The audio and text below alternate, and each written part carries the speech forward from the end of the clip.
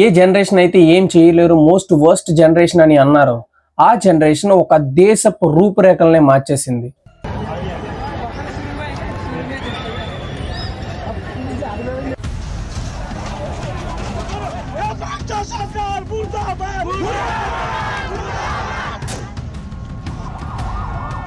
Nepotism, corruption, dictatorship ఇలాంటి వాటన్నిటి మీద రివర్స్ చేశారు.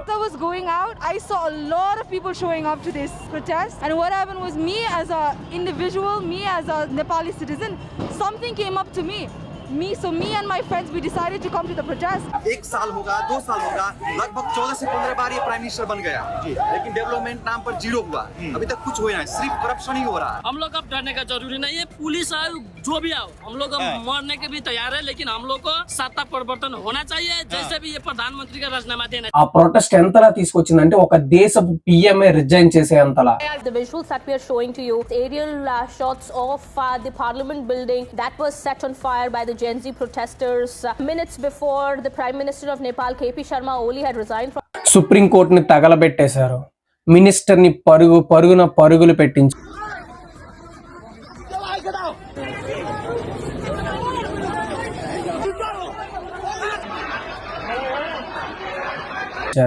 ఆఖరికి పిఎం హౌస్ ని కూడా మంటల్లో ముంచేశారు. The home of the Prime Minister, KP Sharma Oli, this is one of his homes, this is not where he lives, however it has been set on fire. ఈ protest కారణంగా prime minister Holi అనేది resign చేసి కాఠ్మండూ నుంచి military air craft లో పారిపోవాల్సి వచ్చింది. The pressure was mounting on him since yesterday with the death of Nepal, where Prime Minister KP Sharma Oli has resigned after police killed 19 people. News coming in from Nepal of Prime Minister KP Sharma Oli, who has resigned after 36 hours of violent anti-corruption agitation that led by the Gen Z protesters that resulted in the death. ఏదైనా ఒక దేశం అనేది stable గా run అవ్వాలంటే either మంచి governance అయినా ఉండాలి లేదా మంచి కేపబుల్ లీడర్ అయినా ఉండాలి. ఫస్ట్ ఈ కంట్రీలో నాన్ అగనిస్టింగ్ గవర్నమెంట్ అయినా కింగ్స్ రూల్లో ఉండేది. అయితే ఆ కింగ్స్ రూల్ తప్పించి డెమోక్రసీని తీసుకువచ్చారు. అయితే ఇప్పుడు ఒక మంచి గవర్నమెంట్ కానీ ఒక మంచి లీడర్ కానీ లేకపోవడం వల్ల నేపాల్ అనేది ఫస్ట్ టైం ఫుల్లీ క్రైసిస్ లో ఉంది. వల్ల కేవలం నేపాల్కే కాదు, దాని నైబరింగ్ కంట్రీ అయిన భారత్ కి ఎంత ఎఫెక్ట్ పడుతుందో, అసలు ఈ క్రైసిస్ ఎందుకు స్టార్ట్ అయ్యాయో, అసలు దీనికి వెనకాల ఉన్న ఫుల్ రీజన్ ఏంటో ఈ వీడియోలో తెలుసుకున్నాండి.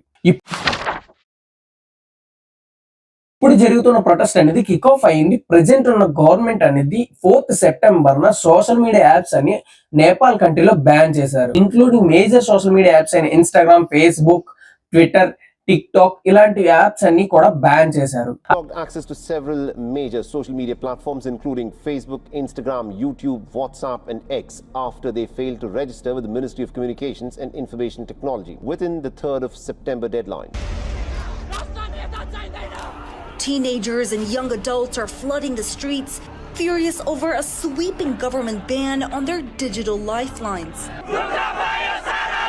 They had gathered by the thousands to protest a wide-ranging ban on 26 social media platforms like Facebook. Officially ఏం నోట్ ఇచ్చారంటే నేపాల్ టెలికమ్యూనికేషన్ లో ఈ యాప్స్ అన్ని రిజిస్టర్ అవ్వలేదు, దాని వల్ల వీటినన్నిటిని బ్యాన్ చేసామనేసి నోట్ ఇచ్చారు.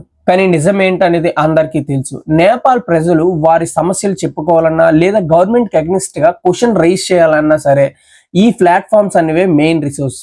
అంతేకాదు వీటిల్లో క్వశ్చన్ రైజ్ చేస్తూ అక్కడ హ్యాష్‌ట్యాగ్ నెపోకిడ్ అనేది చాలా వైరల్ అయ్యింది. దానివల్ల సోషల్ మీడియా యాప్స్ ని బ్యాన్ చేసేసారు.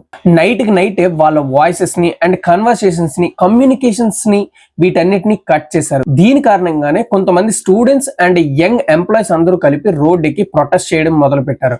ఫస్ట్ లో ఈ ప్రొటెస్ట్ అనేది చాలా కామ్ గా ఫ్లెకర్డ్స్ పట్టుకొని నీట్ గా సాగిపోతూ ఉంది.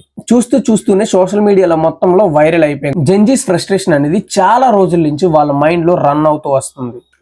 Corruption, government misruling, nepotism, dictatorship వీటన్నిటిపైన రెవల్యూషన్ తీసుకురావాలని డిసైడ్ అయిపోయారు.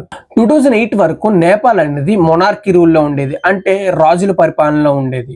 2008 లో కమ్యూనిస్ట్ రెగ్యులేషన్ కారణంగా మొనార్కీని క్యాన్సిల్ చేసి డెమోక్రసీని తీసుకొచ్చారు. లాస్ట్ 17 years నుంచి కొన్ని కమ్యూనిస్ట్ పార్టీలన్నీ కలిపి అక్కడ గవర్నమెంట్ ఫామ్ చేస్తూ వస్తున్నాయి. లాస్ట్ 17 years లో 14 times గవర్నమెంట్ అనేది చేంజ్ అయింది. ఈ ఫ్రస్ట్రేషన్ ని ఎక్స్ప్రెస్ చేయడానికి ఈ విధమైన వీడియోస్ అన్ని కూడా వైరల్ అయ్యాయి నేపాల్లో. If you haven't any coal in the stove and you please don't you haven't any shoes on your feet and you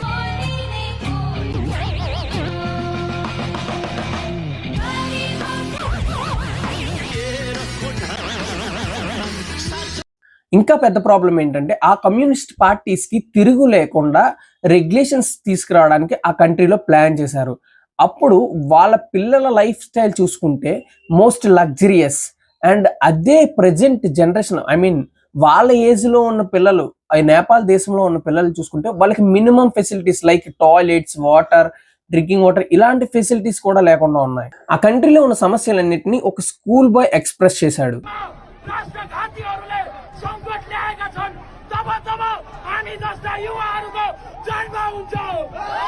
ఈ ఇష్యూ ఎంత పెద్దదవుతుందో నేపాల్ పోలీస్ కి అర్థమైపోయింది. వాళ్ళు గవర్నమెంట్ కి రిపోర్ట్ కూడా సబ్మిట్ చేశారు ఈ ఇష్యూని. కానీ గవర్నమెంట్ అనేది సీరియస్ గా తీసుకోలేదు. ఇక పోలీసులకి గవర్నమెంట్ అనేది ఆర్డర్ పాస్ చేసింది. లైఫ్ అమెండ్మెంట్స్ అయిన rubber bullets, tear gas and water cans వంటి వాటితో అటాక్ చేయమని. ఆ ప్రొటెస్టర్స్ పైన అటాక్ చేశారు.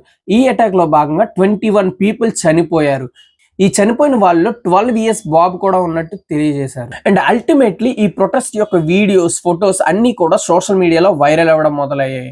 లైక్ VPN గట్టా యూజ్ చేసి వైరల్ అవుతూ ఉన్నాయి. పోలీస్ బ్రుటాలిటీ వల్ల పీపుల్స్ యొక్క కోపం అనేది తారాస్థాయికి చేరుకుంది. ఈ ప్రొటెస్ట్ అనేది నేషనల్ వైడ్ చేరుకుంది. Police stations, parliament, supreme court, high court ఇలా గవర్నమెంట్ బిల్డింగ్స్ ఇలా చాలా వాటిని తగలబెట్టేశారు. చాలా మంది నాయకుల ఇంట్ల మీద దాడి చేయడం మొదలు పెట్టారు. అంతేకాదు MLAs ని, MPs ని పరుగులు పెట్టించి కొట్టారు. అంతేకాకుండా ఒక రిపోర్ట్స్ ప్రకారం ex-PM యొక్క వైఫ్ ని చంపేశారని కూడా ఉంది. కానీ నాకు తెలిసి ఒక గవర్నమెంట్ అనేది పవర్ లోకి వచ్చే ముందు వాళ్ళు ఏమైతే వాగ్దానాలు చేస్తారో వాటిలన్నిటిని నిరూపించుకొని చెయ్యాలి. అట్లీస్ట్ నిరూపించుకోవడానికి ట్రై చేయాలి. కానీ నేపాల్ గవర్నమెంట్ అనేది ఫెయిల్ అయింది. ఈ ప్రొటెస్ట్ టైంలో ఒక వీడియో అనేది బాగా వైరల్ అయింది. ఒక ప్రొటెస్టర్ ఒక బిల్డింగ్ పైకి ఎక్కి ఆ బిల్డింగ్ పైన ఉన్న కమ్యూనిస్ట్ పార్టీ జెండా ఫ్లాగ్ ఏదైతే ఉందో అది తీసేశాడు. కమ్యూనిస్ట్ పార్టీ అనేది టోటల్ గా ఫెయిల్ అయింది. కమ్యూనిస్ట్ పార్టీ డెవలప్మెంట్ అచీవ్ అని చెప్పి పవర్ లోకి వచ్చింది. పవర్ లోకి వచ్చిన తర్వాత అన్లెస్ చిన్న మార్పు కూడా జరగలేదు. యూనిటరీ ఫెసిలిటీస్ కూడా అచీవ్ చేయలేకపోయారు. లాస్ట్ 17 years నుంచి కమ్యూనిస్ట్ పార్టీని రూల్ చేస్తున్న like KP Sharma Oli, Prachanda Maoist party, Deuba Nepali Congress coalition వీళ్ళంతా 17 years బ్యాక్ డెవలప్మెంట్ చేస్తాం, రెగ్యులేషన్స్ తీసుకొస్తాం, కరప్షన్ ని హరికడతాం అని వాగ్దానాలు చేసి పవర్ లోకి వచ్చారు. కానీ అదంతా రియాలిటీలో ఉల్టా అయిపోయింది. గవర్నమెంట్ నాన్ ఎగ్జిస్టెన్స్, అన్ఎంప్లాయ్మెంట్ అనేది నేపాల్లో 20% పైగా పెరిగిపోయింది. కరప్షన్ అనేది హోలీ గవర్నమెంట్స్ టైంలో నార్మలైజ్ చేసేశారు. సరే మీకు ఎగ్జాంపుల్ చెప్తాను. మోస్ట్ కరప్షన్ కేసెస్ లో ఒకటైన నేపాల్ హోమ్ మినిస్టర్ స్కాండిల్.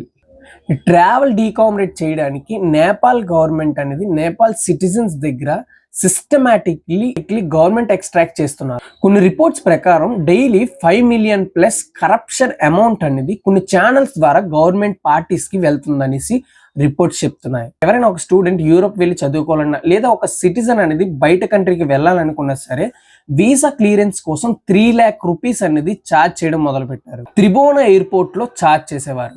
ప్రతిరోజు 400 నేపాలీస్ అనేది విజిటింగ్ వీసా త్రూ ద్వారా వేరే కంట్రీకి వెళ్ళడానికి ప్రయత్నిస్తున్నారు. జస్ట్ థింక్, ఒక రోజుకి గవర్నమెంట్కి వచ్చే ఇన్కమ్ ఎంతో. ఒక పక్క కంట్రీలో minimum facilities like domestic education లేకపోతే డ్రింకింగ్ వాటర్ ఫెసిలిటీస్ ఇలాంటివి ప్రొవైడ్ చేయకుండా పైగా స్టూడెంట్స్ ఒకవేళ బయటికి వెళ్ళి చదువుకోవాలనుకుంటే స్టూడెంట్స్ దగ్గరే డబ్బులు లాక్కుంటున్నారు. ఇక నేపాల్ కార్పొరేట్ సెక్టార్ గురించి మీరు చూస్తే మోస్ట్ కరప్షన్ హబ్ గా మారిపోయింది. ఒక రిపోర్ట్ ప్రకారం 2024లో ఫ్రాడ్స్ వల్ల లూజ్ అయిన మనీ 200 billion+ కన్నా ఎక్కువ అని చెప్తున్నారు. ఒక మీకు ఎగ్జాంపుల్ చెప్తా. White body air craft, Nepal airlines కోసం A330 ఎయిర్ క్రాఫ్ట్ క్యారియర్ ని తీసుకోవడానికి డీల్ కుదిరింది.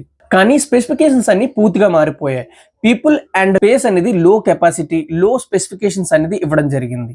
టోటల్ గా 4.53 billion లాస్ అనేసి ఒక రిపోర్ట్ చెప్తుంది. ఇల్లీగల్లీ పెన్షన్స్ ఫండ్స్ లో నుంచి ఈ ప్రాజెక్ట్ కి మనీని తీసి ఖర్చు పెట్టారు. అంతేకాదు హోలీ గవర్నమెంట్ అనేది గోకర్ణ ఫారెస్ట్ అనేది 25 years కి ఏ ట్రాన్స్పరసీ లేకుండా ఒక కంపెనీకి లీజ్ కి ఇచ్చేశారు.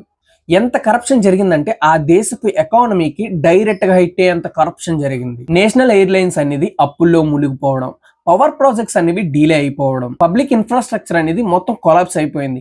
రీబిల్డ్ చేయడానికి మినిమం ఫెసిలిటీస్ కూడా లేవు. కానీ ఇంత కరప్షన్ జరిగినా సరే ఒక్క లీడర్ పైన లీగల్ నోటీసెస్ కానీ లేదా లీగల్గా ఎక్స్పోజ్ అవ్వడం కానీ జరగలేదు. బికాస్ ఒక పార్టీలో ఫ్రాడ్ జరిగితే ఇంకో పార్టీ వాళ్ళు షీల్డ్ గా ప్రొటెక్ట్ అయ్యి వాడిని కాపాడుతూ వచ్చారు. లైక్ ఎవరు ఫ్రాడ్ చేసినా సరే ఎవరి మీద అపోజెస్ కానీ కేసెస్ కానీ రాకుండా చూడడం. ఇన్ కేస్ ఎవరైనా కేసెస్ వేస్తే సుప్రీం కోర్టుకి ఆర్డర్స్ పాస్ చేసి ఆ కేసెస్ అనేది డిలే చేయడం లేదా కేసెస్ అనేది తీసేయడం పూర్తిగా అలాంటివి జరిగేవి. ట్రాన్స్పరెన్సీ ఇంటర్నేషనల్ రిపోర్ట్ ప్రకారం 180 కంట్రీస్ లో 100 ర్యాంక్ లో ఉంది నేపాల్. ఇంకో విషయం ఏంటంటే హ్యాష్‌ట్యాగ్ నెపోకిడ్ అనేది నేపాల్లో చాలా వైరల్ అయింది. ఎందుకంటే నేపాల్లో యావరేజ్ ఏజ్ అనేది 25. అంటే చాలా మంది యంగ్ పీపుల్ ఉన్నారు. ఆ దేశంలో యంగ్ పీపుల్ అందరికీ మినిమం ఫెసిలిటీస్ లేక చాలా గల్ఫ్ కంట్రీస్ కి వెళ్ళి లైక్ డ్రైవర్స్ గాను వెల్డర్స్ గాను చిన్న చిన్న క్లీనింగ్స్ ఇలాంటి వర్క్స్ చేస్తూ బతుకుతున్నారు. కానీ ఆ దేశంలో ఉన్న పొలిటీషియన్స్ పిల్లలు మాత్రం designer dresses, luxury cars and high parties, చాలా high costly items, Rolls Royce ఇలాంటి కార్స్ యూజ్ చేస్తూ వాళ్ళు సోషల్ మీడియాలో ఎక్స్పోజ్ చేసుకుంటున్నారు. ఈ జెన్జీ ప్రొటెస్ట్ కారణంగా సెప్టెంబర్ 2025 లైక్ ఇప్పుడు ప్రెజెంట్ ఇయర్ 2008లో తీసుకొచ్చిన రెజల్యూషన్స్ ని క్యాన్సిల్ చేసేశారు. 2019 to 2025 ఇప్పటి వరకు 770+ బిలియన్స్ ఫ్రాడ్ అండ్ కరప్షన్ జరిగిందని కొన్ని రిపోర్ట్స్ చెప్తున్నాయి. దీనికి పైగా నేపాల్ని FATF గ్రే లిస్ట్ లో వేసేశారు. కానీ ప్రొటెస్ట్ అనేది కేవలం సోషల్ మీడియా యాప్స్ బ్యాన్ వల్లే కాదు. మీరు నోటీస్ చేస్తే ఇండియా అరౌండ్ శ్రీలంకలో 2022లో ఫ్యూయల్ అండ్ ఫుడ్ క్రైసిస్ వల్ల శ్రీలంక మొత్తం ప్రొటెస్ట్ జరిగింది. రిజైన్ చేసి దేశం వదిలి పారిపోయాడు. వెస్ట్రన్ మీడియా మొత్తం హ్యాష్‌ట్యాగ్ పీపుల్ రెవల్యూషన్ అని చెప్పి శ్రీలంకన్ ఎకానమీ మొత్తం IMF టైడ్ గ్రిప్ లోకి వెళ్ళిపోయింది. సేమ్ బంగ్లాదేశ్ లో కూడా ఇలాగే జరిగింది. కోటా పేరు మీద దేశం మొత్తం ప్రొటెస్టులు జరిగాయి. ఆ దేశపు PM రిజైన్ చేసి పారిపోయారు. నెక్స్ట్ ఇండియా అంటారా? ఇవన్నీ మీకు కోఇన్సిడెంట్స్ లా అనిపిస్తున్నాయా? సరే, నేనే కొన్ని ఎగ్జాంపుల్స్ చెప్తాను. మీరేమనుకుంటున్నారో కింద కామెంట్ లో రాయండి. బంగ్లాదేశ్ మీద ఏమైతే ప్లే బుక్ ప్లే చేశారో సేమ్ ప్లే బుక్ అనేది ఇండియా మీద కూడా ప్లే చేయడానికి ట్రై చేస్తున్నారు. లైక్ చూడండి, CAA 2019లో ఒక సింపుల్ సిటిజన్షిప్ స్కీమ్ అనేది గవర్నమెంట్ ప్రవేశపెట్టింది. ఇది మైనారిటీస్ అయిన Christians, Muslims including Sikhs, Buddhist, Jains వీళ్ళందరికీ కలిపి ఒక బిల్ తీసుకురావాలని చూసింది. కానీ దీన్ని ఒక పెద్ద ఇష్యూగా పోర్ట్రేట్ చేస్తూ కొన్ని స్టేట్స్, కొన్ని NGOs వీటన్ని కలిపి భారీ ఎత్తున ప్రొటెస్టులు చేశారు. మొనార్కీ పాలన జరుగుతుందని, హిందూయిస్ట్ డామినేషన్స్ చేస్తున్నారని, హిందూ రూలింగ్ జరుగుతుందని చెప్పి ప్రొటెస్టులు చేసి దేశ గవర్నమెంట్ ని కూల్చేయని ప్రయత్నం చేశారు. అలాగే 2021లో ఫార్మర్స్ రిఫార్మర్స్ యాక్ట్ తీసుకొస్తే దీన్ని పంజాబ్ రైతులకి వేరేలా పోర్ట్రేట్ చేసి పెద్ద ఇష్యూనే తీసుకువచ్చారు. ఒక ఫార్మర్ కి అన్యాయం. వెస్ట్రన్ మీడియా అండ్ గ్రేట్ తుంబాకర్ లాంటి వాళ్ళు ఇండియాలో అన్స్టేబుల్ తీసుకురావడానికి ఒక టూల్ కిట్ ని రెడీ చేసుకున్నారు. మీడియా క్లెయిమ్స్ 250 మిలియన్స్ ఫార్మర్స్ అనేది ప్రొటెక్ట్ చేస్తున్నారని. ఇక్కడ ఫార్మర్స్ షాక్ అయ్యారు. 250 మిలియన్స్ మేమే కదా ఉన్నాం. రీసెంట్ గా జరిగిన ఓట్ చోరీ క్లెయిమింగ్ కూడా అలాంటిదే. ఇండియాలో అన్స్టెబిలిటీ తీసుకురావడం కోసం చాలా ప్రయత్నాలు జరుగుతున్నాయి. ఇప్పుడు ప్రెసెంట్ రీసెంట్ గా సమ్ పీపుల్ ట్విట్టర్ అంటే కొన్ని సోషల్ మీడియా యాప్స్ లో ట్వీట్ చేశారు. ఏదో ఒకటి చేసి ఇండియాలో కూడా ఇలాంటి ప్రొటెస్టులు తీసుకురండి, మోదీ గవర్నమెంట్ ని దించేయండి, ఇండియాలో అన్స్టెబిలిటీస్ తీసుకురండి ట్వీట్స్ కూడా చేశారు. Never be happen like this because has only Modi government he says affected. Covid pandemic తర్వాత ప్రపంచ కంట్రీలన్నిటిలో కూడా వాళ్ళ లీడర్స్ అనేది చేంజ్ అయిపోయారు except Modi and Putin. Only leader can stay premature handling the problems. In case ఇప్పుడు ప్రెసెంట్ నేపాల్లో ఉన్న అన్స్టెబిలిటీ వల్ల అమెరికా కానీ చైనా కానీ చేతుల్లోకి వెళ్ళిపోతే ఏంటి పరిస్థితి? మనకు చైనాకు నేపాల్ అనేది బఫర్ జోన్ గా ఉంది. ఇన్ కేస్ నేపాల్ అనేది అమెరికా కానీ చైనా కానీ చేతుల్లోకి వెళ్ళిపోతే మన ఇండియాకి నేషనల్ వైడ్ గా థ్రెడ్ వస్తుంది. కానీ అది అవ్వదు. ఎందుకంటే ఇండియాకి బాగా తెలుసు తన నైబరింగ్ కంట్రీస్ ని తన ఎలా హ్యాండిల్ చేయాలో. లైక్ పెహల్గామ్ అటాక్ లో పాకిస్తాన్ ఎంత విరవిగిందో మీ అందరికీ బాగా తెలుసు. దానికి మనం రిప్లై ఎలా ఇచ్చాం కూడా మీకు తెలుసు. ఇన్ఫాక్ట్ పాకిస్తానే మా వల్ల కాదు ఆపేయండి అనేసి అమెరికా దగ్గరికి వెళ్ళి ఏడ్చింది. అప్పుడు ఇండియా రిటాలియేట్ అయిన తర్వాత ఆపేసింది. ఇంకో రీజన్ కూడా ఉంది. ఇండియా అండ్ నేపాల్ గవర్నమెంట్స్ మధ్య చిన్న చిన్న క్లాసెస్ ఉండొచ్చు, కానీ ఇండియా అండ్ నేపాల్ పీపుల్ మధ్యన ఎప్పుడూ ఆ వైరం రాలేదు. ఇండియా నేపాల్ పీపుల్ చాలా క్లోజ్. ఇన్ఫాక్ట్ ఒకే కంట్రీలో ఉన్నామని అనుకుంటారు. ఇంకా బాగా చెప్పాలంటే బీహార్లో కొంతమంది ఆల్మోస్ట్ నేపాల్లో ఉన్నట్టే ఫీల్ అవుతారు. ఇండియా అండ్ నేపాల్ మధ్య పీపుల్స్ యొక్క సంబంధం ఎలా అంటే ప్యూర్లీ కల్చరల్ సంబంధం. వాళ్ళ కల్చర్ మన కల్చర్, వాళ్ళ హిస్టరీ మన హిస్టరీ సేమ్ గా ఉంటుంది. నా నాలెడ్జ్ మీకు వర్తి అనిపిస్తే ప్లీజ్ సబ్స్క్రైబ్ తెలుగు వేరు కాదా. Follow for more. జై హింద్.